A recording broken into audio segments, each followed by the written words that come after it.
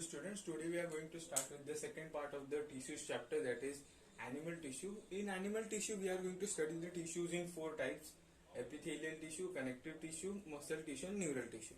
These tissues have been classified on the basis of the their difference in shape, structure, arrangement, their functions, what the tissues are going to function. So first of all we are going to see epithelial tissue.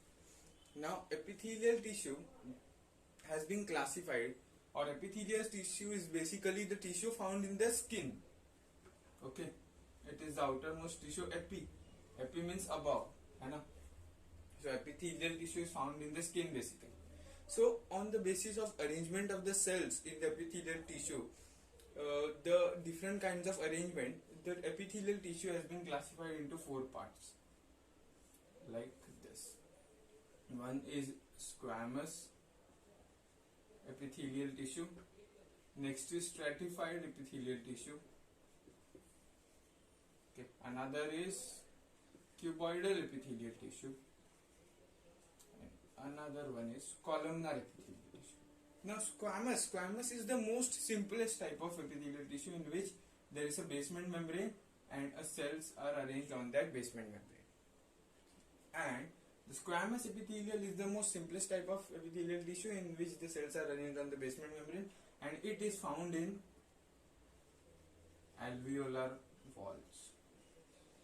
Okay, alveolar walls, in the alveoli. And next is stratified. Now stratified, or the stratified word comes from the word strata. In history you might have studied the strata means hierarchy or class. So strata is basically arrangement of the cells one above the other. So stratified epithelium is the epithelium or epithelial tissue in which the cells are arranged one above the other. So arrangement one above the other, and it is found in cornea and skin. Cornea is present in eye, so it is found in cornea and eye. And you can also or you can also say uterus. Uterus is a female reproductive part. It is also found in, or in uterus also stratified epithelium is found.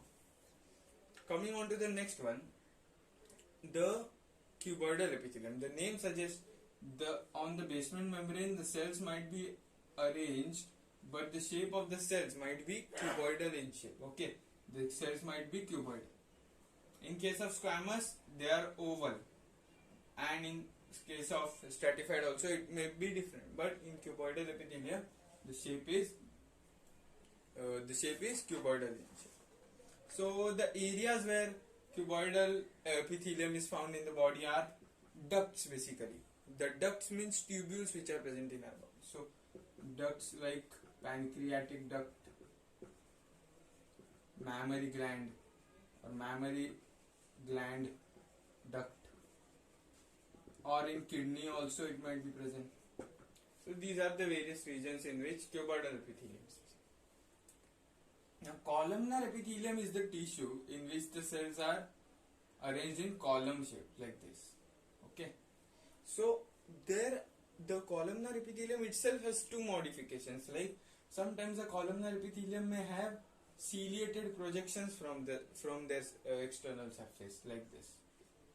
These are called ciliated columnar epithelium. Like these are called ciliated columnar epithelium. And sometimes the columnar epithelial cells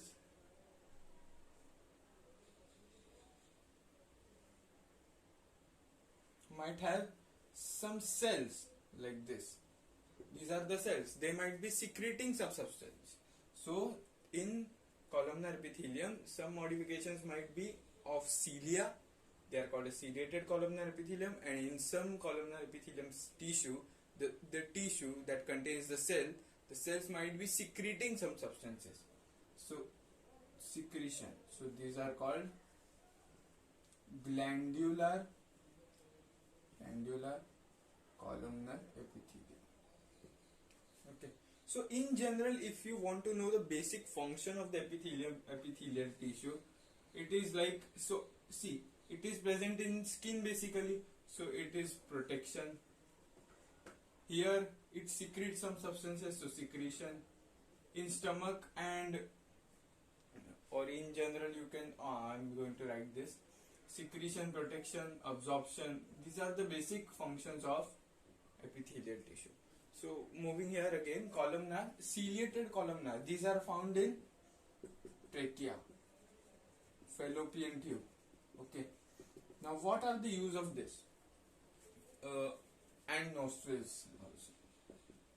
Now cilia are the finger-like projections or the hair-like projections. They are present in nostrils and trachea. When we breathe in the air, the dust particles can enter our respiratory system. But the ciliated epithelium has cilia. Cilia are hair-like structures. So the hair-like structures move and they help in removing the dust particles from our respiratory system. And also fallopian tube. Fallopian tube is the female reproductive part. So it helps, the movement of the cilia helps in movement of the ovum into the female reproductive tube. So the cilia like hair-like projections move and they remove the dust particles from the respiratory pathway. And glandular epithelium, glandular word comes from glands. Okay, so glands have the function of secretion. So in various parts of the gastrointestinal tract like stomach, small intestine, large intestine, various substances are secreted. So here the function is secretion in stomach, small intestine, large intestine, etc. So this was all about the epithelial tissue. Epithelial tissue basically are of four types: squamous, stratified, cuboidal, and columnar. And columnar is divided into another two: ciliated and glandular epithelium.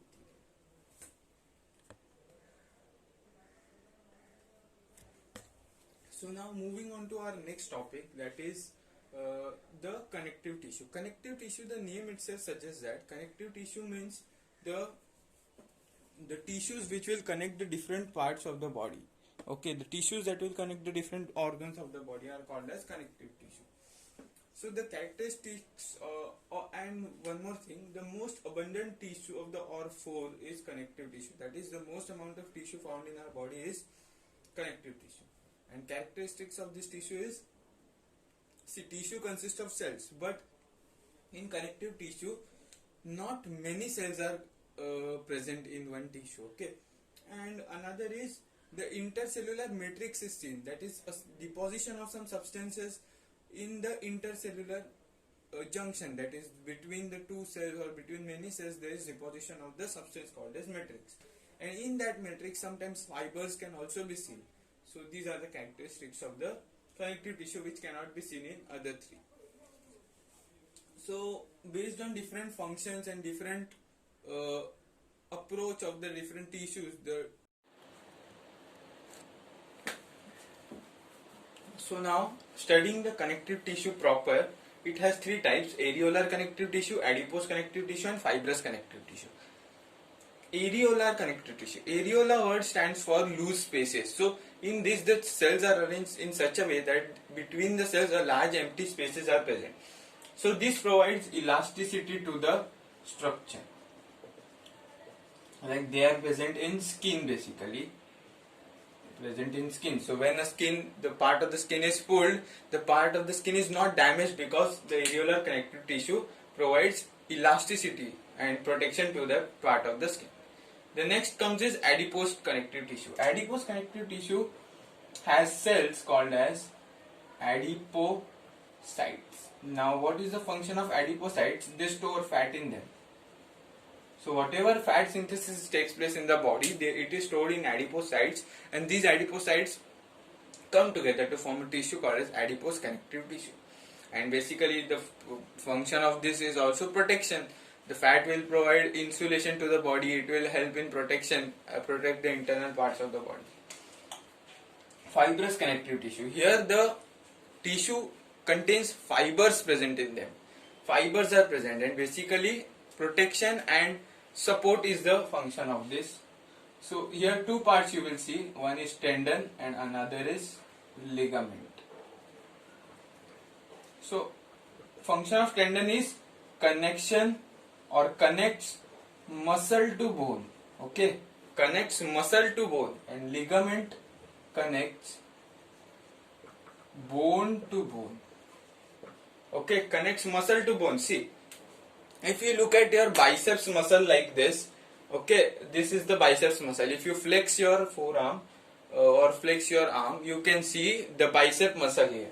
So if you touch the bicep muscle and move a little down, here at the elbow region like this, here at the elbow region, you will see a flat, uh, a flat structure or a flat strap-like structure. Okay, so that is basically a tendon. It is connecting the muscle, that is biceps muscle, to your bone of the forearm, that is radius ulna or humerus bone, whichever is present in our arm. Okay, so tendon is basically that connects muscle to bone, and ligament connects bone to bone. In joints, you might have seen joints. What happens in joints? Bone to bones are articulated with each other, that is, they are connected. So providing basic support to connection between the two bones is done by ligament. Now moving further, at supportive connective tissue or support connective tissue, the connective tissue that provides support to the body. It is of two types, cartilage and bone. Okay, cartilage has non-porous type of tissue, non-porous. If you look under the microscope, pores are not seen in this, and bone is porous type of tissue. Cartilage is soft, bone is hard. Okay, and it is found, the cartilage is found at tip of the nose, ear pinna. Okay, at tip of the or ends of the ribs. And bones, they are present in large number in the body. And cartilage has blood supply. Blood supply is rich. And in bones, blood supply is poor. So basically, these are support providing connective tissue. Both of this connective tissue provides support to the body in a large extent. Bone provides framework, it protects the internal parts of the body. Cartilage is also present at the tip of the nose, ear, pinna. It also helps in support of the body. So these are the supportive connective tissue. Moving further to fluid connective tissue. Fluid connective tissue is a type of connective tissue which is in the form of fluid, and that will connect the whole part of the body. So it is of two types again. Okay, I'll write it a little here. One is blood and another is lymph. Now, we all know blood contains RBC, WBC, platelets, plasma, etc. And lymph what it contains? WBC. Blood contains RBC, WBC, platelets, plasma. And lymph contains WBC. So, function of the blood is transport of presence of RBC, so transport of oxygen throughout the body, presence of WBC. So it contains cells that will kill the microorganisms that have entered our body. Platelets, it will help in thrombosis. That is, thrombosis is basically when an injury occurs, the excessive bleeding is prevented. And plasma is the fluid which contains water. And basically lymph contains WBC, majorly WBC, because so its function would be killing the microorganisms that enter the body. Okay, so lymph is the fluid. It is a colorless fluid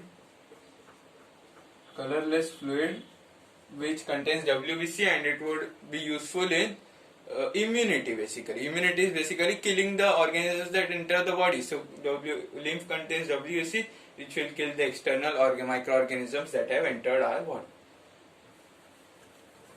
Moving further to our next tissue, that is muscle tissue. Okay, muscle tissue.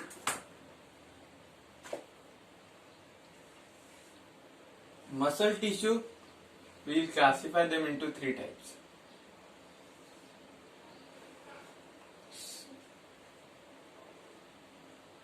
Skeletal muscles,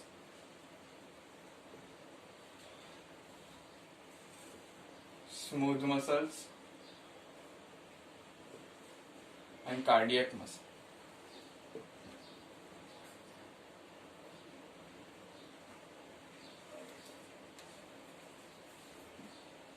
Okay.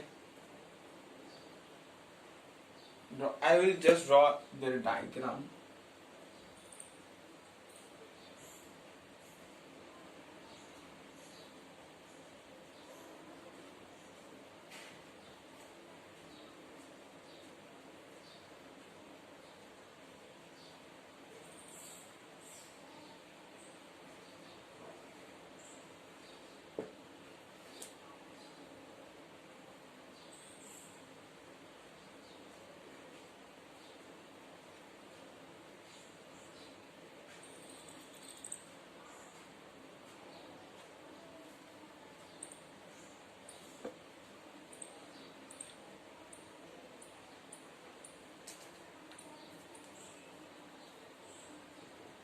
See, this is the way cardiac tissue is seen. Okay, here nucleus, nucleus, nucleus, nucleus, nucleus. So these are the basic structures. Like skeletal muscles are also elongated, cardiac muscles are also elongated. But difference between the two is it is branched form. It is not branched form. See, this is the single skeletal muscle fiber. It has two nucleus, so it is multinucleated. Okay,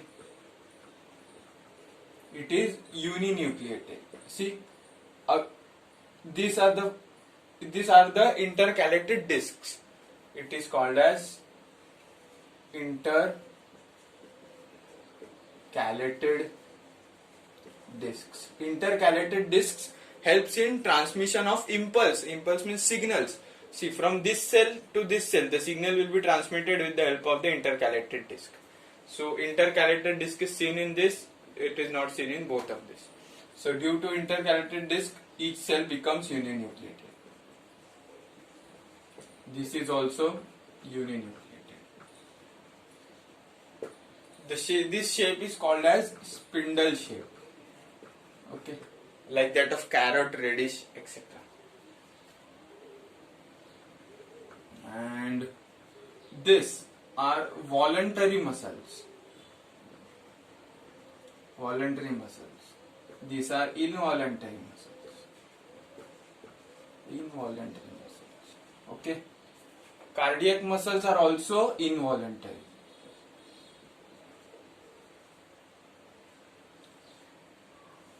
Another difference that would be seen in these three is in skeletal muscles, if you observe under the microscope, striations are seen. Striations like a line like structure. If you look under the microscope, striations means strap like structures are seen. Striations are seen. Here also striations are seen.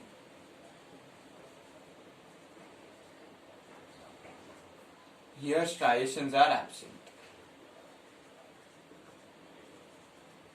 So, here striations are seen, therefore, skeletal muscles are also called as striated muscle fibers.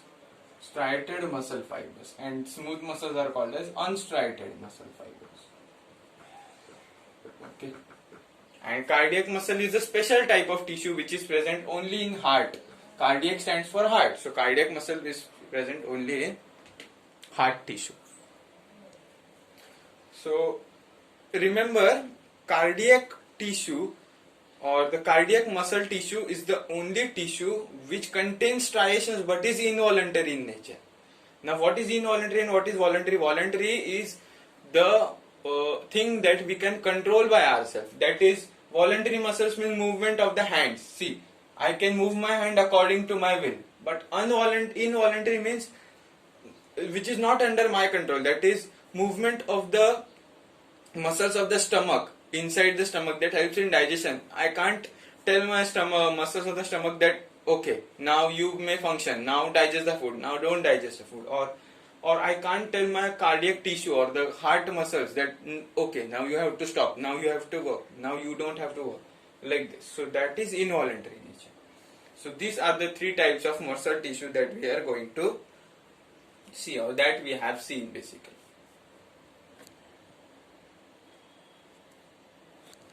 Now moving on to the next tissue, that is nervous tissue. Now nervous tissue is the one that contains, well, that is present in the nervous system, that is neurons or the nerve cells. Nerve cells or neurons. See, this is the structure of the neuron, a typical neuron.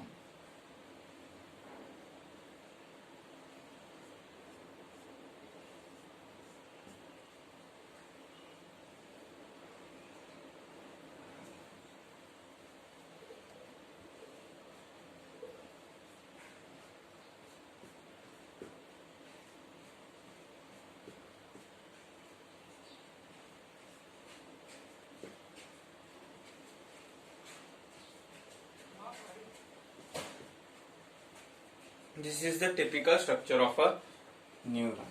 Okay. What is this? This is called as cyton or cell body.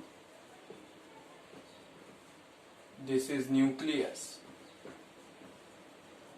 This is axon. These are called as nerve endings. Okay, and these are dendrites.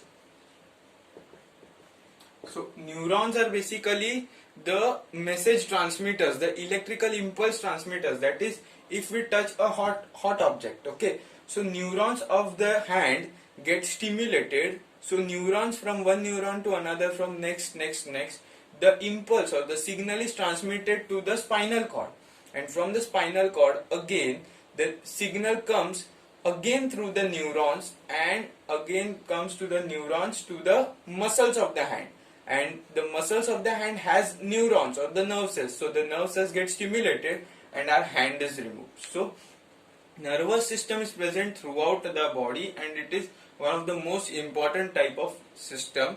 It consists of cells called as neurons or the nerve cells, and typical structure of the neurons or the nerve cells is this.